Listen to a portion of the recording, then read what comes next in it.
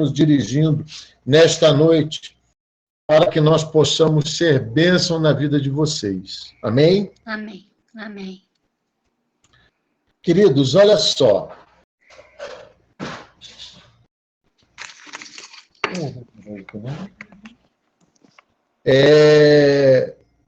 Ao que eu saiba, parece que só o Iago assistiu a aula de bibliologia, é isso? A senhora assistiu também, Marcelina? Não, eu ainda não assisti, eu vou assistir amanhã. Não, então vamos assistir tudo hoje, tá? Vai assistir hoje? Então... vai ser as 2 aulas hoje, o Iago vai recordar, porque recordar é viver. Com certeza. Né, Iago? Aí, se eu errar, Iago, você me ajuda, tá? Tá bom, Iago?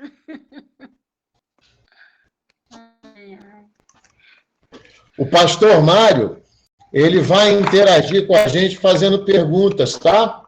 Okay. E vocês, as perguntas que vocês tiverem, se eu souber, a gente vai estar tirando as dúvidas. Se eu não souber, o nosso doutor em teologia, o meu amado e querido discipulador apóstolo Cândido Mário de Queiroz, vai ajudar.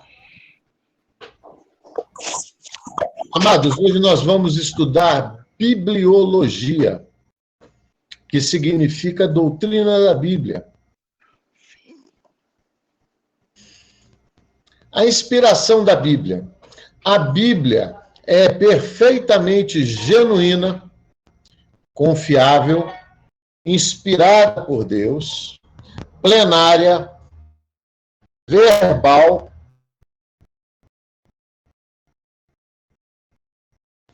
inerrável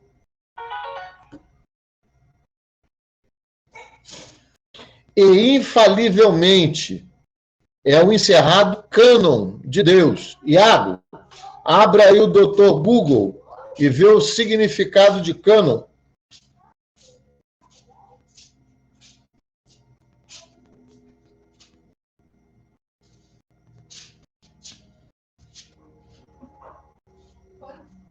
Iago?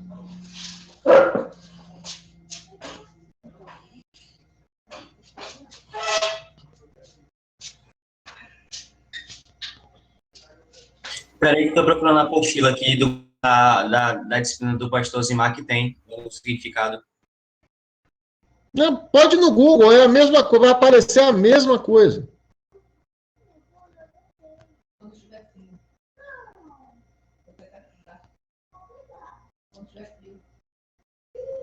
Conseguiu, Iago? Em 8 de abril de 1546, durante o Concílio de Trento,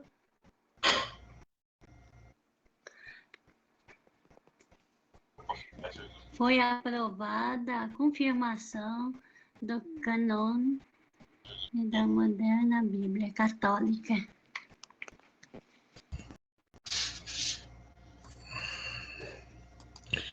Não, esse aí é o cânon do Novo Testamento, que foi feito no Concílio de Trento. Tá. O significado da palavra cânon. Cânon bíblico ou canone, nas escrituras, é a lista de textos ou livros religiosos ou uma denominada comunidade aceita como sendo inspirados por Deus. Exatamente isso, irmã Celina, exatamente isso. O cânon nada mais é do que um tratado com todos os livros bíblicos e achados que foram considerados como inspirados por Deus, tá? O interessante nós vamos ver agora, né? Nas doutrinas das Escrituras, nós vamos estudar o que é Bíblia, uma breve história da Bíblia, Antigo e Novo Testamento, estrutura da Bíblia, o que é inerrância e infalibilidade, tipos de Bíblia, métodos de tradução, os perigos nas traduções, os perigos nas interpretações. Vamos fazer uma conclusão e depois vem a bibliografia desta nota de aula. Amém? Em Mateus, capítulo 13, versículo 19,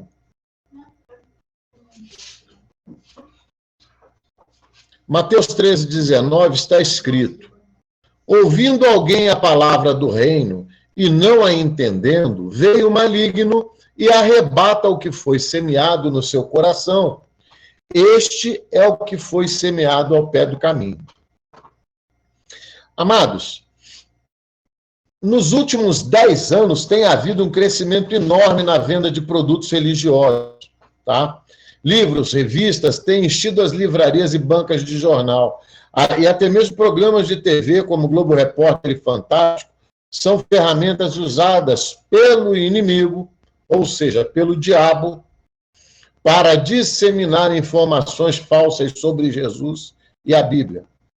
Algumas livrarias nos shoppings da cidade, que antigamente eram livrarias técnicas, hoje são totalmente especializadas em literatura esotérica. Aí vamos lá. Quem sabe me dizer o que é esotérica?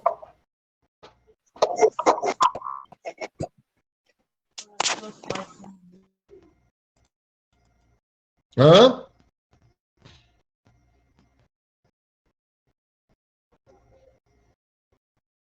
Esotérica? Quem ajuda? Ai, meu Deus do céu. Voltou? Quem me ajuda aí na esotérica? Vamos lá, povo de Deus. Vamos participar. Esoterismo significa algo que está disponível de forma pública, sem limitações ou universal. Muitas sociedades secretas dividem-se em duas seções: a esotérica ou parte pública e a esotérica ou oculta. É isso? É isso mesmo. Queridos, livros esotéricos são aqueles livros de autoajuda. Sabe aqueles livrinhos de autoajuda? O livro de autoajuda, ele por si só é um livro que é produzido no inferno, entendeu? E editado. É produzido no inferno e editado no lago de fogo. Porque por acaso o homem consegue se ajudar? Acaso o homem tem algum conselho que seja hábil para nos mostrar a verdade?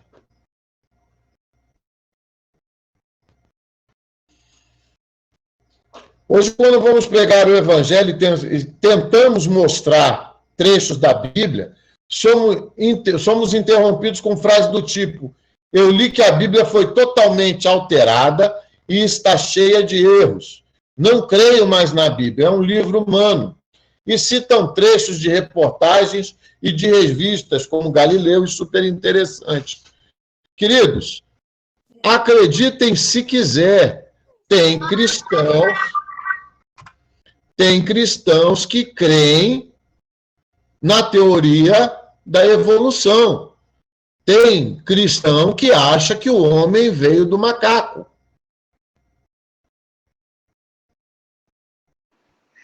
Tá? Acreditem se quiser. Não existe você acreditar só em partes da Bíblia. Ou você crê no todo, ou você não crê em nada. Mas, pastor Aquino, é o que ensina na escola secular, é isso, da evolução. Aí é que está o problema, irmã Celina. Aí é que está o problema. Nós sabemos que não, mas é o Porque que aprende na escola. O que acontece? Hoje, por não haver mais, em muitas denominações, a EBD, né? Por não haver mais a escola bíblica dominical, por não haver mais os estudos da palavra, perdeu a essência da pregação da sã doutrina. Então, os crentes hoje, eles acreditam em partes da Bíblia. Tá? Por exemplo, tem crente que ainda se pergunta, ora, como pode de Adão e Eva semear toda a humanidade? Isso é possível? Olha, gente, eu vou ser muito franco para vocês. Quem pode me ajudar aí? Vamos para o quiz cristão. Quantos anos viveu Adão? Quem sabe me dizer? 900, lá vai fumaça. 830.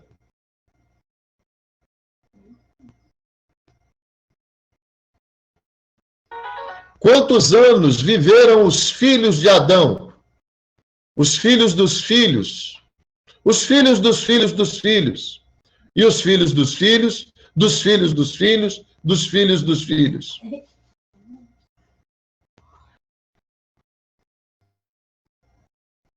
Amados, nós temos que ter em mente que a cronologia de Deus, ela é totalmente diferente da nossa.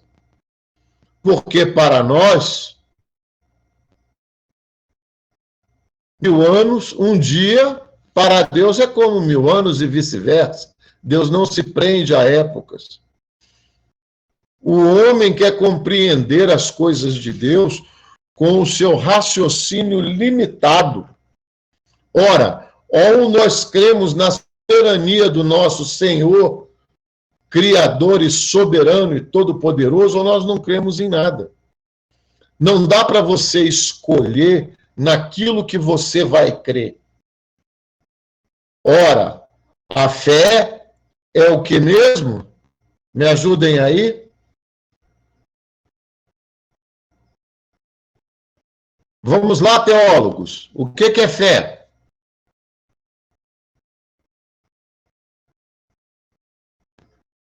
Hein? É o firme fundamento das coisas que não se veem. E das coisas que se... E das coisas que se esperam, né? Meus teólogos, alguns de vocês farão bacharelado em teologia. Outros irão ministrar os conhecimentos adquiridos em escolas bíblicas dominicais, em pregações, em estudos. E nós precisamos ter a certeza e a convicção de que a Bíblia, ela é inerrante, ou seja, ela não tem erros, e ela é infalível. Porque se nós não crermos nisso, aonde está depositada a nossa fé? O objetivo desse estudo é fornecer aos irmãos informações importantes sobre a história da Bíblia, a sua formação e preservação baseada nos testemunhos dos profetas, apóstolos de Jesus Cristo, mostrando por meio da própria Bíblia e por relatos históricos a realidade dos fatos. Sabemos que desde o início da história humana, o inimigo tenta corromper a palavra de Deus e arrebanhar pessoas que estão à beira do caminho. Ou seja, pessoas que escutam a palavra de Deus e, como não a entendem, vem o inimigo e arrebata o que foi semeado em seus corações. Mateus 13:19. Então, queridos, como é que eu vou tentar conhecer a palavra de Deus se eu não tenho a curiosidade de estudar a palavra de Deus? Nós precisamos ter argumentos para dissuadir aquelas pessoas incautas que estão à beira do caminho. Porque senão Satanás vai e arrebata essas pessoas. Então, nós precisamos conhecer qual é o real e verdadeiro significado da palavra de Deus. Declaração doutrinária sobre a Bíblia. A Bíblia é a palavra de Deus em linguagem humana. Ela é o registro da revelação que Deus fez de si mesmo aos homens. Sendo Deus seu verdadeiro autor, foi escrita por homens, inspirados e dirigidos pelo Espírito Santo. Ora, aqui tem uma coisa interessante. Quem é o autor da Bíblia? É o próprio Deus. Mas ela foi escrita por mão de homens que foram inspirados e dirigidos pelo Espírito Santo de Deus. A Bíblia, ela é a palavra de Deus na nossa linguagem. Seu conteúdo é a verdade, sem mescla de erro, e por isso é um perfeito tesouro de instrução divina. A Bíblia é a autoridade única. A Bíblia é a autoridade única em matéria de religião. Fiel padrão pelo qual devem ser aferidas a doutrina e a conduta dos homens. Ela deve ser interpretada sempre à luz da pessoa e dos ensinos de Jesus Cristo. Nesse último tópico, tem uma coisa interessantíssima aqui, da qual eu tenho me batido um bocado, porque como eu gosto de ler um bocado, né, eu leio quase tudo que me chega às mãos. Isso aqui é uma coisa que tem que ser observada. A Bíblia deve ser interpretada sempre à luz da pessoa e dos ensinos de Jesus Cristo. Então, queridos, hoje nós temos uma infinidade de autores que, entre aspas, que julgam arautos de Deus para disseminar heresias no meio do povo de Deus, através de escritos, da onde fragmentos de texto bíblico são retirados do seu contexto como pretexto para cometer uma heresia inteira. Tá? Então, esses tópicos, eles têm que ser observados por todos nós. Isso é uma coisa que nós devemos saber no íntimo do nosso coração. A Bíblia é a palavra de Deus em linguagem humana. É o registro da revelação que Deus, olha só isso aqui, é o registro da revelação que Deus fez de si mesmo aos homens. Tá? E segue. O que é a Bíblia? A Bíblia é um livro composto por vários livros. A palavra Bíblia vem do grego biblos, que significa livros. Cerca de 40 escritores, em diferentes épocas, escreveram, inspirados pelo Espírito Santo, ou seja, um único autor, o Espírito Santo, e vários escritores, profetas e apóstolos. Tá? E está dividido em duas partes. Amém? Então, nós temos a seguinte situação: Antigo e Novo Testamento, Antiga Aliança e Nova Aliança. Os nomes Antigo e Novo Testamento focalizam as duas grandes alianças feitas por Deus com o seu povo.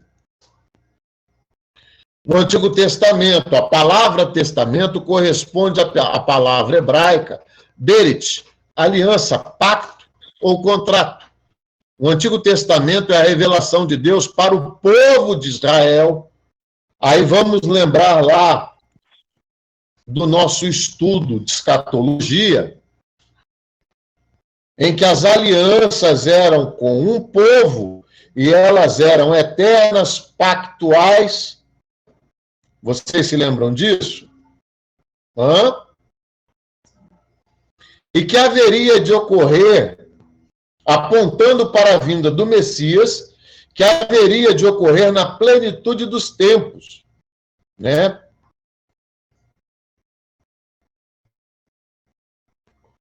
A antiga aliança, em Êxodo 19:5, está escrito: agora, pois, se diligentemente ouvirdes a minha voz e guardardes a minha aliança, então sereis a minha propriedade peculiar dentre todos os povos, porque toda a terra é minha, diz o Senhor Deus. Em Êxodo 24:8, então tomou Moisés aquele sangue e o aspergiu sobre o povo e disse: eis aqui o sangue da aliança que o Senhor tem feito convosco sobre todas estas palavras. Outras alianças registradas. Então vamos lá, vamos nos recordar. Aliança com Adão, aliança com Noé, com Abraão, com Isaac, com Jacó e com Davi. Nós temos a promessa da nova aliança, né? Sendo a aliança quebrada pela infidelidade do povo, Deus prometeu uma nova aliança, que deveria ser ratificada com o sangue de Cristo, com o sangue do Messias. Nova aliança, igual à aliança eterna. Não conforme a aliança que fiz com seus pais, no dia em que os tomei pela mão para os tirar da terra do Egito, porque eles invalidaram a minha aliança, apesar de eu os haver desposado, diz o Senhor. Mas esta é a aliança que farei com a casa de Israel, depois daqueles dias, diz o Senhor. Porei a minha lei no seu interior e a escreverei no seu coração. E eu serei o seu Deus, e eles serão o meu povo. Jeremias, capítulo 31, do 31 ao 33. O Novo Testamento trata da nova aliança. O Novo Testamento é a revelação de Deus para o bem de todos os povos. Amados, vocês se lembram do proto-evangelho? Lá no Éden, quando Deus, em meio à ira, derrama a sua misericórdia, levantando através da descendência da mulher aquele que pisaria a cabeça da serpente?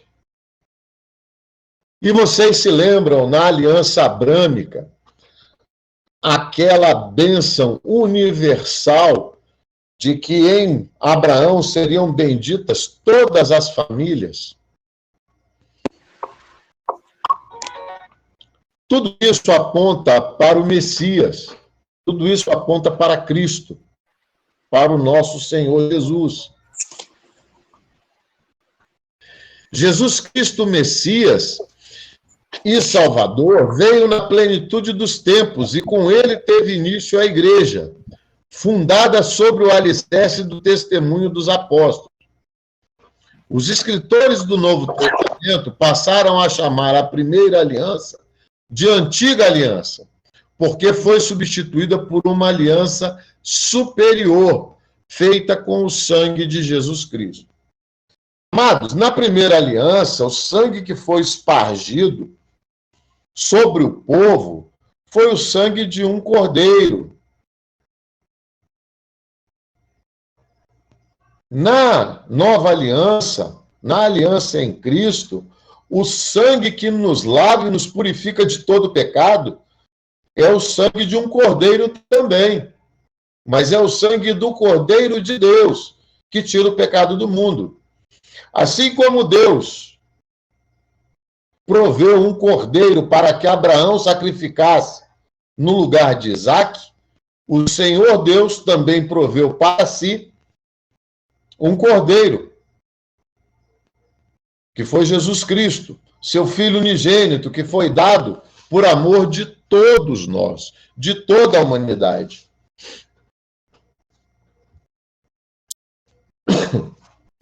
Quando a gente fala aqui, testemunho dos apóstolos, aí, queridos, vocês me perdoem para fazer uma alusão. Minha Bíblia, por favor. Para fazer uma alusão de quem eram esses apóstolos, tá? Porque senão fica difícil a coisa.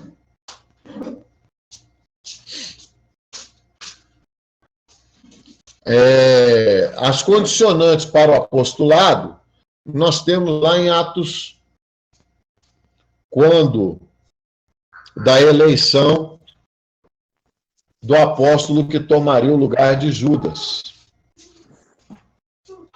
o filho da perdição. Mas lá em...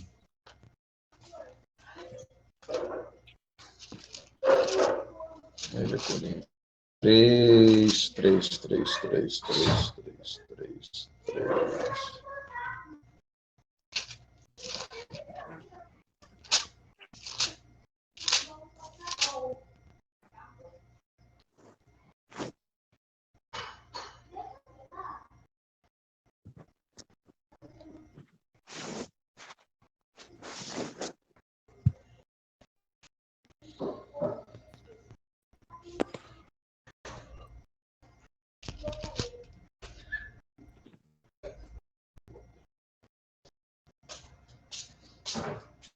Eu já vou localizar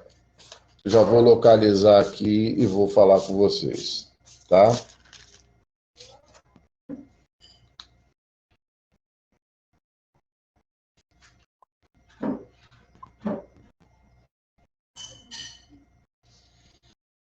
O apóstolo Paulo, enfim, ele fala o quê?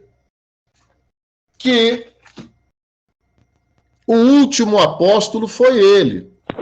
Né? E aí daqueles que se dizem apóstolos e não são. Então, amados, o testemunho dos apóstolos não são desses apóstolos de hoje em dia, não, tá? Esses apóstolos aí, eles não têm... Não existe amparo teológico para que alguém se autodenomine apóstolo, tá?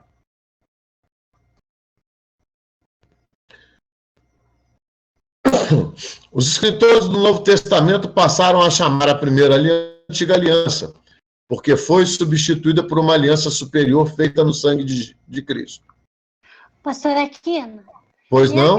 E aquela passagem de Efésios 11, acho que é 4:11, que olha, a 11 é dada por profeta. Não, aí vamos lá. A 11 é dado, vamos ler o que diz a passagem de Efésios.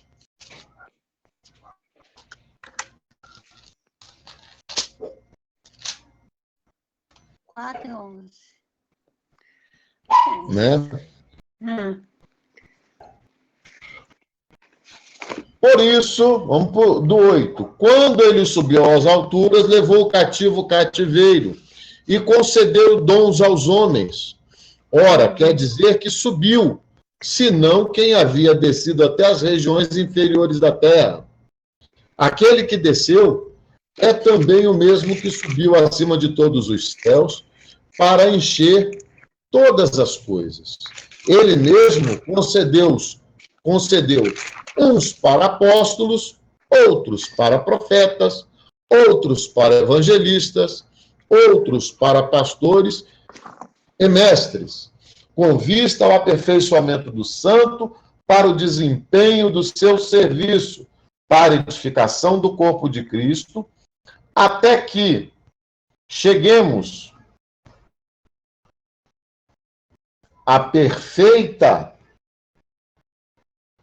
varonilidade à medida da estatura da plenitude de Cristo, para que não mais sejamos como meninos, agitados de um lado para outro ao redor, por todo vento de doutrina, pela artimanha dos homens e astúcia com que induzem ao erro, mas seguindo a verdade com amor, cresçamos em tudo naquele que é a cabeça, Cristo, e de quem todo o corpo bem ajustado e consolidado, pelo auxílio de toda a junta, segundo a justa cooperação de cada parte, efetua o seu propósito, o seu próprio aumento para edificação de si mesmo em amor. Essa passagem é maravilhosa, mas aqui não está estipulado que os apóstolos eram eternos, ou que estes apóstolos viveriam milênios, porque uma das condicionantes para o apostolado, se não vejamos em Atos dos Apóstolos, a palavra de Deus, amados, ela não se contradiz, tá? A escolha de Matias, Atos dos Apóstolos 1, a partir do 15. Naqueles dias levantou-se Pedro no meio dos irmãos. Ora, compunha a assembleia de 120 pessoas. Então, vamos lá. Já reduziu, tá? Hoje, só aqui no Brasil, nós temos mais de 3.000 apóstolos. Pedro aqui, ele fala para uma assembleia de 120.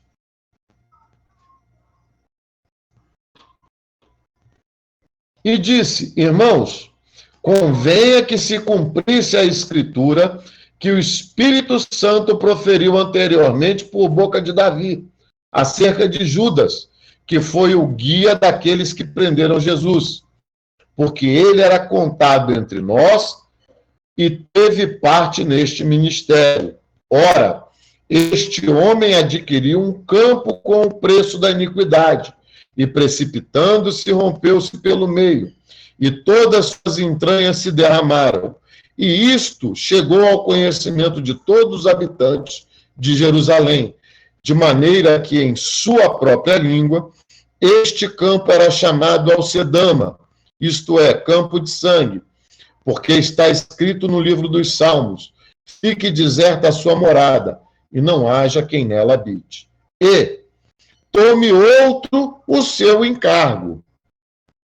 É necessário, pois, que dos homens que nos acompanharam, todo o tempo que o Senhor Jesus andou entre nós, irmã Celina, vai só observando quais são as condicionantes. Então, tem que ter acompanhado durante todo o tempo em que Jesus andou no seu ministério de 3 anos, tá? Uhum. Começando no batismo de João, até o dia em que dentre nós foi levado às alturas. Um destes se torne testemunha conosco da sua ressurreição. Ou seja, para ser apóstolo de Cristo,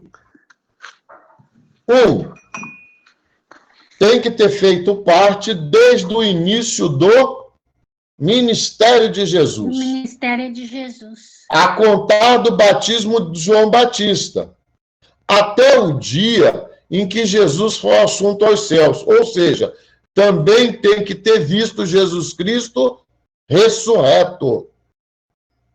Tá? Qual desses apóstolos de hoje preenchem essas obrigatoriedades?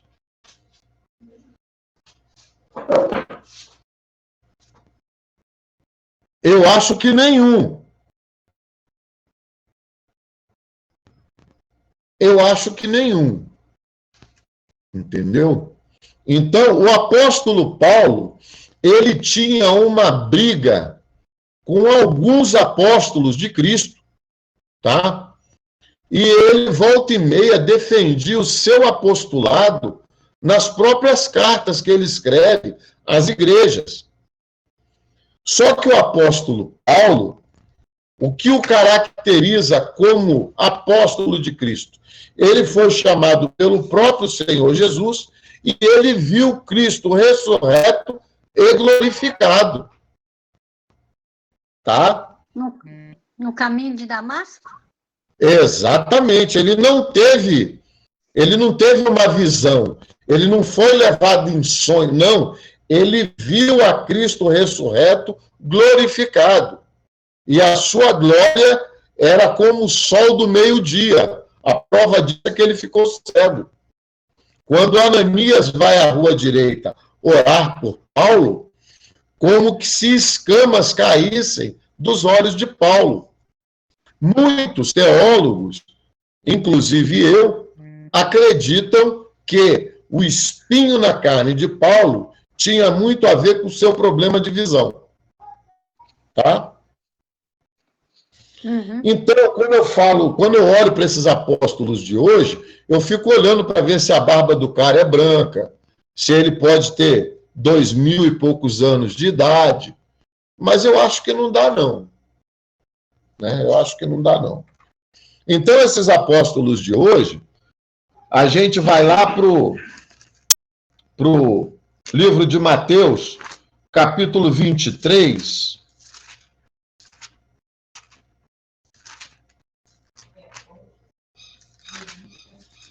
Ah, irmão, olha, tem um camarada aí que se diz pai apóstolo, viu? Ele não é apóstolo, não. Ele é pai apóstolo.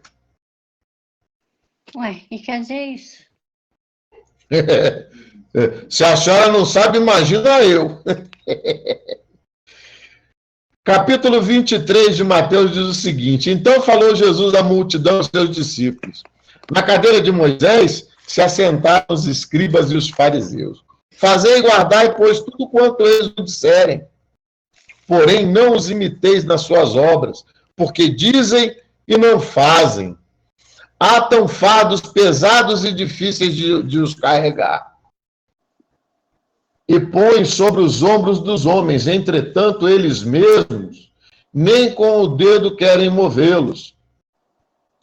Praticam, porém, todas as suas obras com o fim de serem vistos dos homens, pois alargam seus filactérios e alongam as suas franjas. Amam o primeiro lugar nos banquetes e as primeiras cadeiras na sinagoga. Gente, isso é farisaísmo puro. O maior título que um cristão pode ter é servo. Porque o Senhor Jesus nos chamou para sermos servos.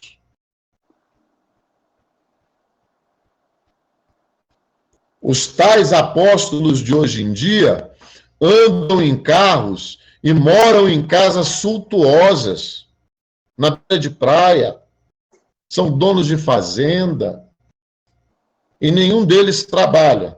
O que eles fazem é comer a gordura das ovelhas. Se vocês conhecerem algum apóstolo pobre, me avisem. Felizmente eu não conheço. Amados, vamos continuar, olha só. Uma breve história da Bíblia. A Bíblia foi escrita por 40 diferentes autores, que representavam 19 diferentes ocupações. Eram pastores, fazendeiros, pescadores, cobradores de impostos, médicos, reis. Viveram num período em torno de 1.600 anos. São aproximadamente 50 gerações de homens. Os primeiros 39 sublivros da Bíblia foram escritos em hebraico ao longo de um período em torno de 1000 anos. Houve um intervalo de 400 anos em que nenhuma escritura redigida foi redigida, exceto os livros apócrifos. Livros apócrifos também são livros não canônicos, ou seja, eles não são considerados como livros inspirados por Deus, tá? E eles foram escritos no período intertestamentário, tá? Ou seja, entre o Antigo e o Novo Testamento. Depois disso, os últimos 27 sublivros da Bíblia foram escritos em grego durante um período em torno de 50 anos. A Bíblia, na época de Jesus, era chamada de... Então, amados, como é que chamavam a Bíblia? Porque não existia Bíblia, tá? O que existiam eram os rolos da lei, ou Moisés e os profetas, ou lei, profetas e salmos, ou a escritura, ou as escrituras, tá? Não existia papel, não tinha prensa, os livros eram, os rolos da lei eram escritas em pele de animais, tá? À mão. Lucas 24, 44. E disse-lhes, são estas as palavras que vos disse estando ainda convosco, que convinha que se cumprisse tudo que de mim estava escrito na lei de Moisés e nos profetas e nos salmos. Jesus aqui, antes de ser assunto aos céus, segundo o Evangelho de Lucas, o que ocorre? Ele fala para os discípulos e abre o entendimento de todas as Escrituras para os discípulos. Então, nós vemos que durante 3 anos, os apóstolos, os discípulos andavam com Jesus, comiam com Jesus, dormiam no mesmo lugar de Jesus, eles não tinham a compreensão do significado das Escrituras.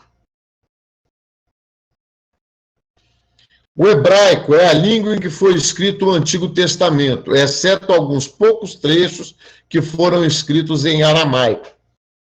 Aramaico é um grupo de dialetos intimamente relacionados com o hebraico e falados na terra de Israel e em outros países do mundo bíblico. Aqui cabe um detalhe. Existe uma cidade na Síria, tá, que ainda hoje se fala o aramaico, tá bom? Existem algumas cidades na Síria que ainda se fala o aramaico nos dias de hoje. Esses escritos em aramaico são fragmentos de textos bíblicos, tá? Nós vamos ter o capítulo 4 de Esdras, vamos ter o capítulo 7, vamos ter o capítulo 2 de Daniel e o capítulo 10 de Jeremias, um versículo só, que é o 11. O Novo Testamento foi escrito no grego koiné. Por que a gente fala grego koiné? Porque é o grego comum, porque existem dialetos do grego. Na própria Grécia se fala grego, aí em algumas regiões se fala um outro dialeto, e assim vai. A língua difundida pelo Império de Alexandre o Grande, que viveu de 356 a 323 a.C. Ele conquistou o mundo civilizado, desde a Grécia, tá, até a Índia. É também conhecido como Alexandre Magno. Deus preparou o cenário para que o Novo Testamento fosse escrito nessa língua detalhista. O grego koiné era a língua usada por comerciantes, médicos, escritores e políticos. Amados, vamos lá. Vamos compreender algumas coisas aqui acerca do grego. Nós temos um livro, um dos evangelhos sinóticos, tá? O evangelho escrito por Lucas, e nós precisamos saber que Lucas não era apóstolo de Cristo, tá? Lucas, ele nem esteve no ministério com Jesus, tá bom?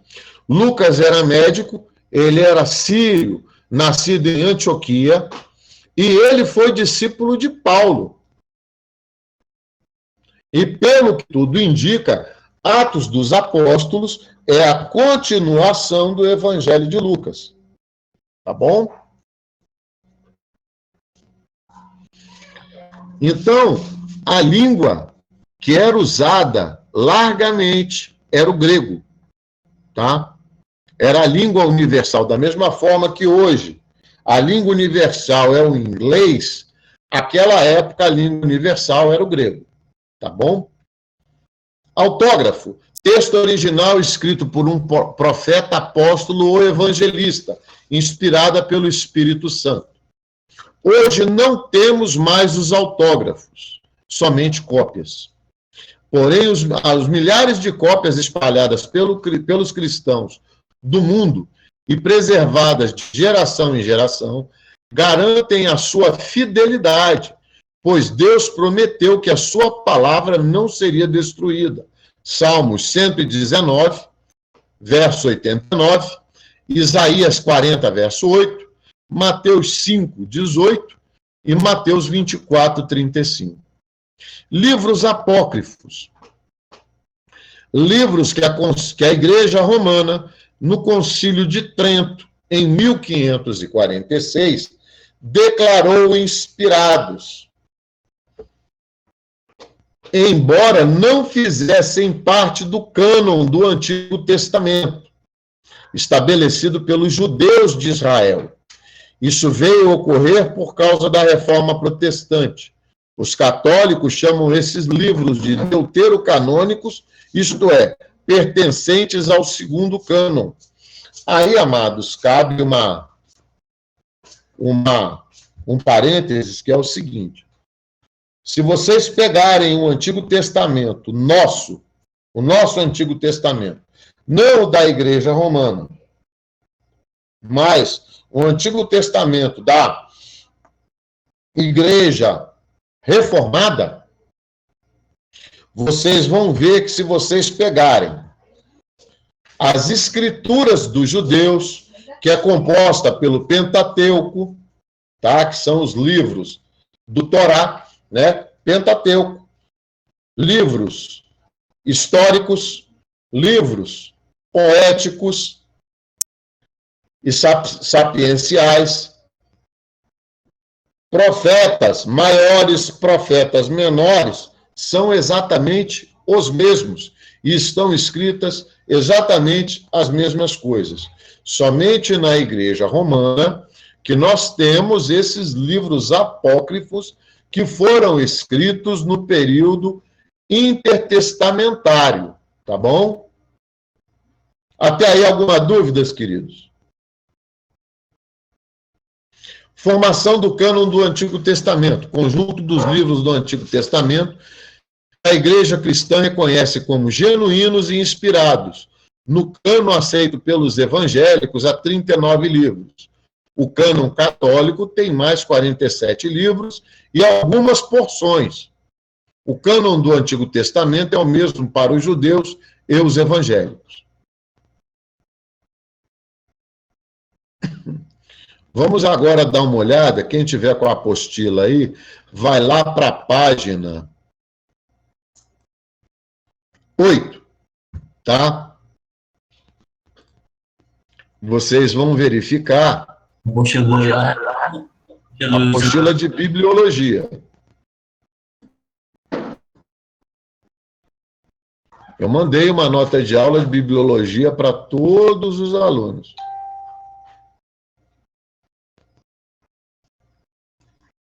Então, nós temos lá, tá, o Pentateuco, ou Torá, que são os 5 livros de Moisés, sendo que, segundo consta, tá, quem terminou Deuteronômio foi Josué, tá bom? Então, no Pentateuco ou Torá, nós temos Gênesis, Êxodo, Levítico, Números e Deuteronômio. Os livros históricos são compostos, tá? Josué, Juízes, Ruth, 1 Samuel, 2 Samuel, 1 Reis, 2 Reis, 1 Crônicas, 2 Crônicas. Aqui, amados, também cabe um parêntese, tá? Quando a gente fala segundo e não segunda, é porque não é segunda livro, é segundo livro de Crônicas, tá? Então, nós temos o primeiro livro de Reis, segundo livro de Reis. Nos livros históricos, nós temos também, né, Esdras, Neemias, Esther. Aí nós vamos ter os livros apócrifos, tá? Tobias, Judite, primeiro Macabeus, segundo Macabeus. Livros poéticos e sapienciais. Jó, Salmos, Provérbios, Eclesiastes e Cântico dos Cânticos, tá? Apócrifos, nós temos Sabedoria de Salomão e Eclesiástico, tá?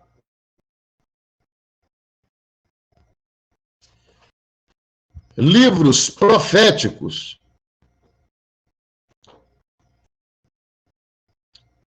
profetas maiores, nós temos Isaías, Jeremias, Lamentações, Ezequiel e Daniel. Apócrifo, nós temos Baruque. Tá?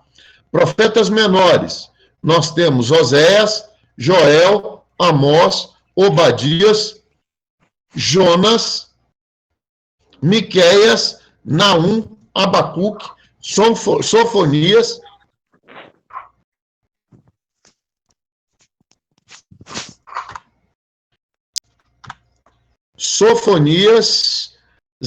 Ageu, Zacarias e Malaquias, tá?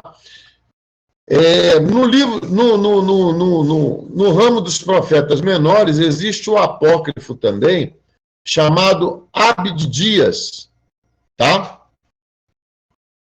Estrutura do Novo Testamento. Vitor, alguns irmãos aí estão dizendo que não tem a nota de aula. Se você puder enviar depois. Ok, eu vou enviar no intervalo, tá? Evangelhos, Mateus, Marcos, Lucas e João. Evangelhos são 4, sendo que 3 evangelhos, também chamados de sinóticos, que quer dizer parecidos, tá? São Mateus, Marcos e Lucas, tá bom?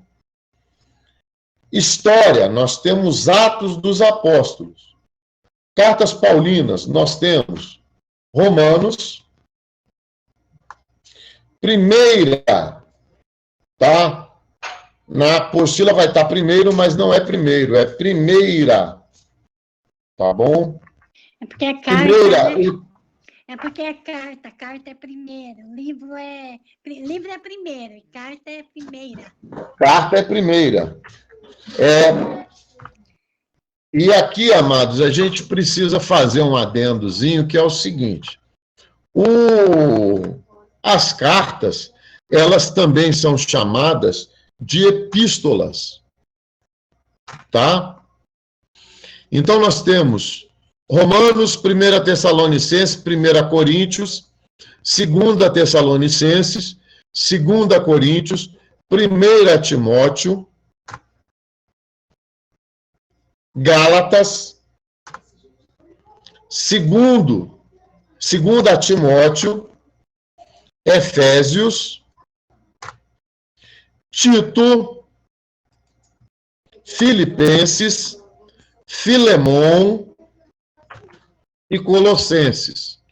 E cartas gerais, tá?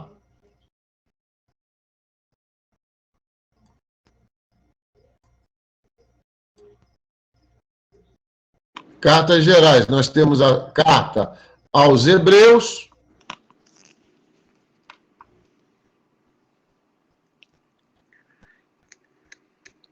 temos... Professor, Pois não? O senhor considera o livro, a carta aos Hebreus de Paulo? Não. Não? Não. Mesmo a escrita dela sendo parecida com as escritas de Paulo, o senhor não considera? Não, não considero. A carta aos Hebreus ela não foi escrita por Paulo, provavelmente foi escrita por Tiago, na minha opinião. E na opinião de alguns escritores de Bíblia, viu? Deixa eu ver aqui na Almeida Revista e...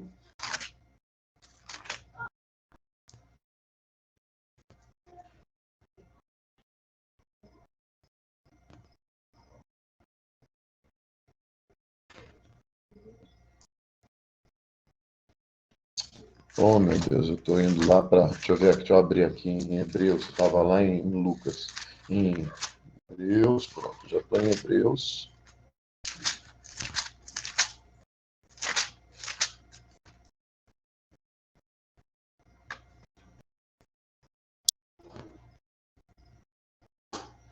Olha, o que eu tenho escrito aqui sobre o autor da carta aos Hebreus é o seguinte: este escrito do Novo Testamento tem sido tradicionalmente chamado de Epístola aos Hebreus.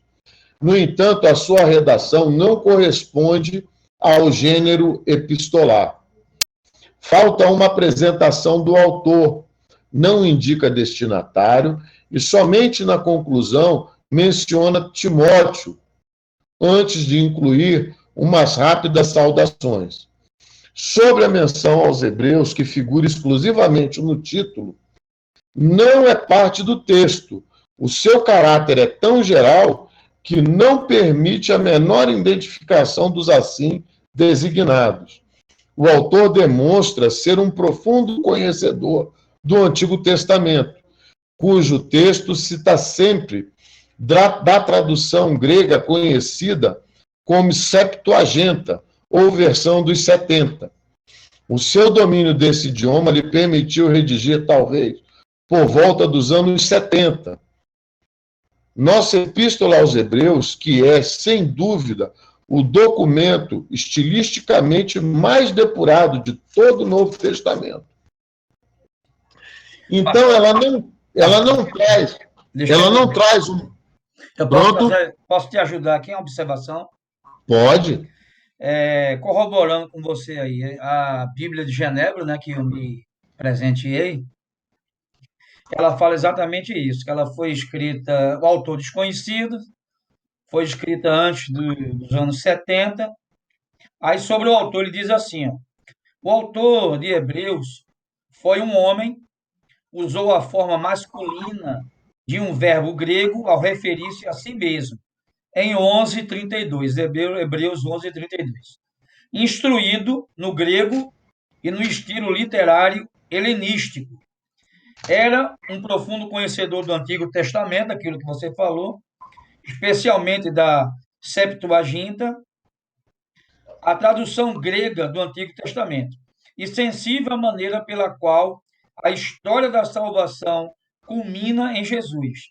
Tinha uma preocupação pastoral pelos seus eleitores originais, conhecia-os pessoalmente, entendia o ambiente que os havia formado, assim como seus leitores. O autor foi convertido à fé em Cristo não mediante o contato direto com Jesus, mas por meio do ministério instituído pelos apóstolos. Ele também conhecia Timóteo pessoalmente. Existe um grande mistério quanto à autoria da epístola, uma vez que o autor não revelou seu nome. No tempo de Clemente de Alexandria, 150 a 215, e Orígenes, 185 a 253, a Igreja Oriental tinha atribuído a epístola a Paulo. No Ocidente, Tertuliano, de 155 a 220, propôs a Barnabé como autor. Outras sugestões antigas foram Lucas e Clemente de Roma, 95. A partir de meados do século XVI, a autoria paulina foi basicamente aceita tanto no Oriente como no Ocidente. Durante a Reforma, Lutero indicou Apolo como sendo o escritor. Outros renomados estudiosos do período moderno incluíram Priscila. O autor descreveu a sua ação com um verbo masculino, embora seja difícil excluir muitos desses candidatos. É igualmente difícil fazer uma defesa realmente convincente em favor de qualquer um deles. Amados, apesar de Paulo ter sido escolhido como o grande apóstolo dos gentios, e eu digo que Paulo, ele é o doutrinador da igreja. É ele que traz uma quantidade de ensinamentos doutrinários tremendo. Mas, quando nós lemos o Evangelho segundo Lucas, Atos dos Apóstolos, e nós vemos que esses trabalhos literários, eles diferem do estilo literário de Paulo, tá?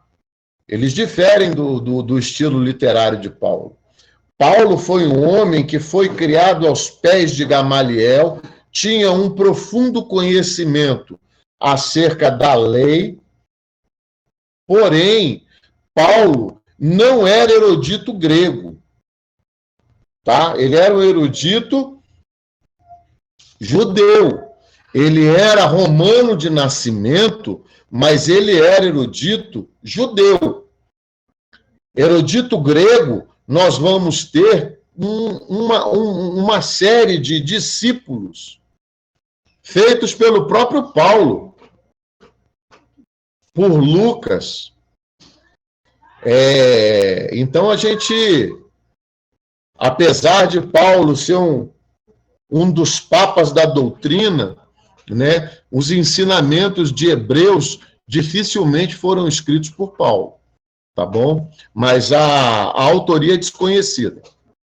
Pastor, Pois não? dentro dessa divisão das epístolas paulinas também tem outra divisão também, né? Que são as epístolas pastorais, que são 1º, 2º Timóteo e Tito, né? Sim.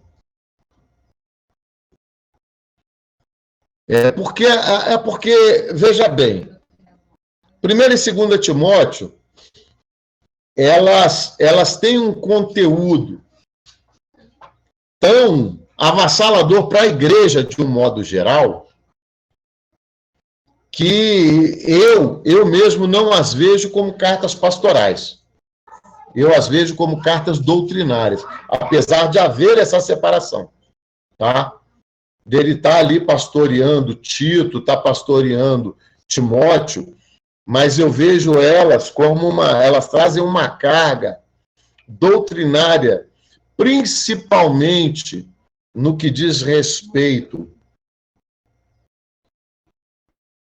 a nós, pastores, né? Ela traz uma gama de doutrinas eclesiásticas tão grandes que, para mim, ela segue o escopo de todas as outras, tá?